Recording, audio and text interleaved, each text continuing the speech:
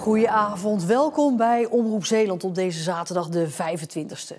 Straks het weekoverzicht, maar eerst het nieuws in Zeeland van vandaag.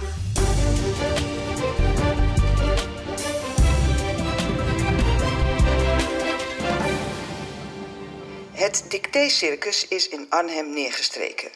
De stad van de trolleybus en de 110 jaar oude zoo, waar cheetahs zich thuis voelen, wallabies in de rondte springen en zeeegels en zeeanemonen het koraalrif aquarium verrijken, maar waar geiten naar verluidt ontbreken. In heel Nederland bogen taalliefhebbers zich over het jaarlijkse dicté der Nederlandse taal. Dat kon thuis achter de buis, maar ook in 34 bibliotheken in het land. In Goes deden 3 deelnemers mee. Hortsik heb ik gewoon hortsik, dus we gaan het zien of dat ook zo is. En volgens mij is de Almehula met dubbel M, maar ik weet het niet zeker, want ik twijfel aan alles. Het is gewoon leuk om met taal bezig te zijn. En dat is misschien ook wel een keer leuk om te kijken van wat je capaciteiten zijn daarin. Hoe goed ben je met de taal? De winnaar in Goes was een Vlaming. Hij had 4 fouten. Verrast door de winst was hij niet. Ik heb al iedere keer gewonnen bij die meeschrijfdictées, van het radiodicté. Dus ja, ik had het verwacht. Als cadeau won hij een taalkalender. Het is de eerste keer dat de Biep dit deed. De vrijwilligers gaan nog overleggen of er volgend jaar een vervolg komt. Geconcentreerde koppies tijdens de volleyballes in sportcomplex De Eenhoorn in Oostburg. Hier zijn de kinderen van BSO Uniek aan het sporten. Deze buitenschoolse opvang is deze week geopend. Nieuw is dat kinderen die extra ondersteuning nodig hebben samen zijn met kinderen die dat niet hoeven. Dus het gaat over kinderen die graag bezig zijn met sport en spel.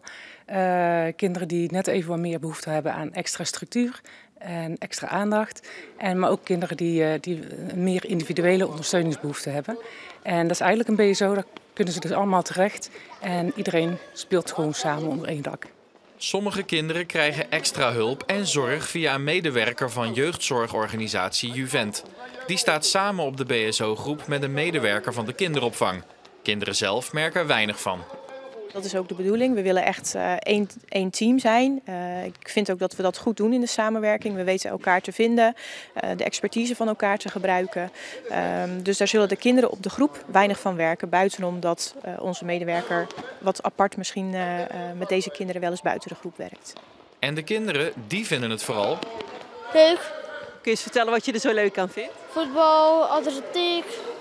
Ik vind het best wel leuk. Achter de bal aangaan en die bal hoog houden of zo. Ouders kunnen hun kind aanmelden. De opvang kijkt samen met Juvent of er extra ondersteuning nodig is. De gemeente stelt daar geld voor beschikbaar. Bij vliegveld Midden-Zeeland kon je vandaag niet alleen vliegtuigen bekijken die komen en gaan, maar ook dansers, gewoon op de landingsbaan. Het is een van de voorstellingen van de Vleeshal in Middelburg, die door op deze plekken voorstellingen te organiseren kunst dichter bij de man wil brengen. Veel mensen denken dat hedendaagse kunst niet voor hen is weggelegd, omdat ze denken dat je daar heel erg voor gestudeerd moet zijn. Maar wij vinden juist dat kunst voor iedereen is. Enerzijds is het heel erg belangrijk voor ons om een nieuw publiek te introduceren met hedendaagse kunst. Maar anderzijds is het ook voor kunstenaars heel erg inspirerend om op plekken te werken zoals deze. En ook buiten die witte kubus te treden en zo op een hele bijzondere manier eigenlijk hedendaagse kunst naar een publiek te brengen. Hoe bijzonder is het om als kunstenares hier een voorstelling bij het vliegveld Midden-Zeeland te kunnen organiseren en te maken? Ja, dat is ongelooflijk. Ik was gevraagd om zelf een locatie te kiezen. En ik zag via Google Maps dat hier een vliegveld was. En ik wist dat inderdaad ook totaal niet. En het is surrealistisch, het is science fiction deze plek. Hoe de loodsen uit de grond komen gestampt bijna als paddenstoelen. En ja, het heeft voor mij iets buitenaards bijna. De volgende voorstelling van dit project is over 2 weken op het rugbyveld van rugbyclub Oemumenu. Hoek speelt in de 3e divisie op eigen veld tegen Una uit Veldhoven, de nummer 2 van de ranglijst. Maar Hoek is de betere ploeg in de eerste helft. Het krijgt veel kansen, waarvan dit een van de grootste is. Maar Jarno Lyon stuit op de doelman van Una. En Hoek blijft kansen missen tot de 40ste minuut. Deze corner wordt binnengewerkt door Gert-Jan Martens. En dan is het wel 1-0 voor Hoek. Zeer terecht op dat moment. Maar lang kan de ploeg niet genieten van de voorsprong. Want dit is 2 minuten later een vrije trap die lijkt houdbaar.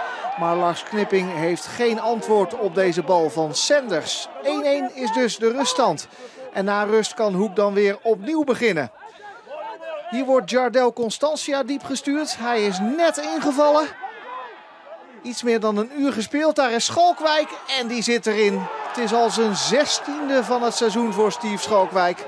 En Hoek staat weer op voorsprong. En de vraag is dan natuurlijk, kan het die voorsprong deze keer wel vasthouden?